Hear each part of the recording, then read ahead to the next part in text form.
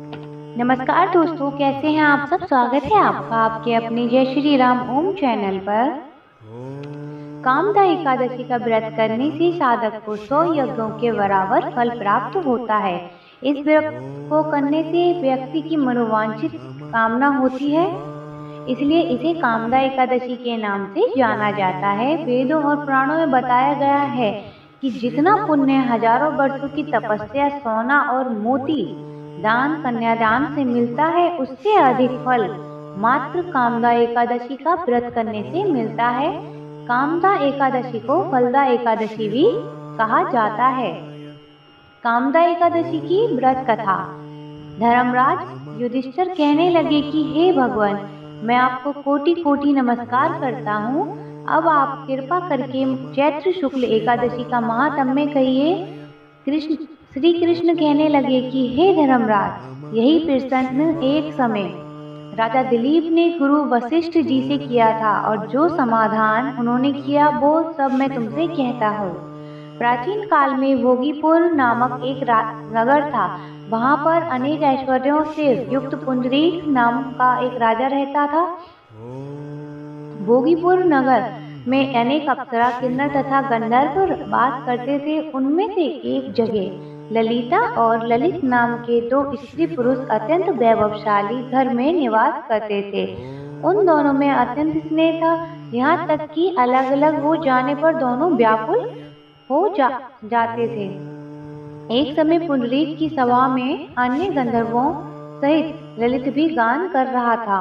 गाते गाते उसको अपनी प्रिय ललिता का ध्यान आ गया, और उसका स्वर भंग होने के कारण गाने का स्वरूप बिगड़ गया। ललित के मन के भाव जानकर कारकोट नामक नाग ने पद भंग होने का कारण राजा से कह दिया। तब पुंडरीक ने क्रोधपूर्वक कहा कि तू मेरे सामने गाता हुआ अपनी स्त्री का स्मरण कर रहा है, अतः तू कच्चा मांस और मनुष्यों को खाने वाला राक्षस बनकर अपने किए कर्म का फल भोगेगा। पुंडरीक के श्राप से ललित उसी क्षण महाकाय विशाल राक्षस हो गया। उसका मुख अत्यंत भयंकर, नेत्र सूर्य चंद्रमा की तरह प्रदीप्त तथा मुख से अग्नि निकलने लगी। उसकी नाक पर्वत की कंदरा के समान विशाल हो गई और गर्दन पर्वत के समान लगने लगी। सिर के बाल पर्वतों पर खड़े वृक्षों के समान लगने लगे तथा भुजाएं अत्यंत लंबी हो गईं। कुल मिलाकर उसका शरीर 8 योजन के विस्तार में हो गया। इस प्रकार राक्षस होकर वह अनेक प्रकार के दुख भोगने लगा।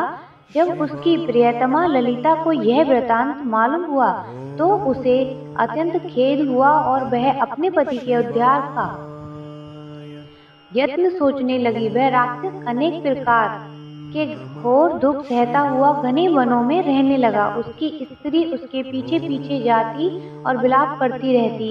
एक बार ललिता अपने पति के पीछे घूमती घूमती विंध्याचल पर्वत पर पहुंच गई, जहां पर श्रृंगी ऋषि का आश्रम था।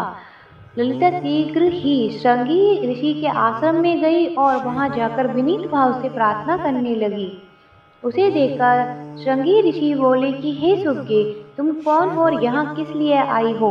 ललिता बोली कि हे मुनि, मेरा नाम ललिता है। मेरा पति राजा पुंडरीक के श्राप से विशालकाय राक्षस हो गया है। इसका मुझको महान दुख है। उसके उद्धार का कोई उपाय बतलाइए। श्रृंगी ऋषि बोले, हे गंधर्व कन्या, अब चैत्र शुक्ल एकादशी आने वाली है, जिसका नाम कामदा एकादशी है।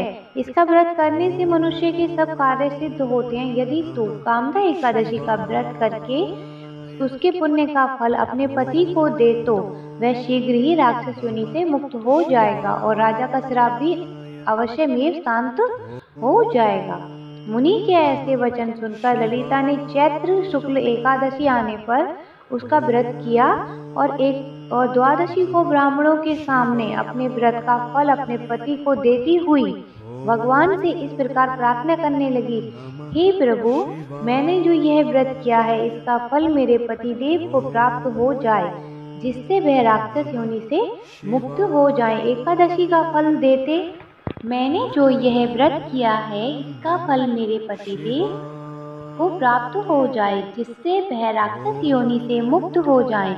एकादशी का फल देते ही उसका पति राक्षस योनि से मुक्त होकर अपने पुराने स्वरूप को प्राप्त हुआ। फिर अनेक सुंदर वस्त्राभूषणों से युक्त होकर ललिता के साथ विहार करने लगा। उसके पश्चात वे दोनों विमान में बैठकर स्वर्गलोक को चले गए। वशिष्ठ मुनि कहने लगे कि हे राजन, इस व्रत को विधि पूर्वक करने से समस्त पाप नाश हो जाते हैं तथा राक्षस आदि की योनि भी छूट जाती है। संसार में इसके बराबर कोई और दूसरा व्रत नहीं है। इसकी कथा पढ़ने या सुनने से वाजपेयी यज्ञ का फल प्राप्त होता है। जय माता दी, जय श्री राम।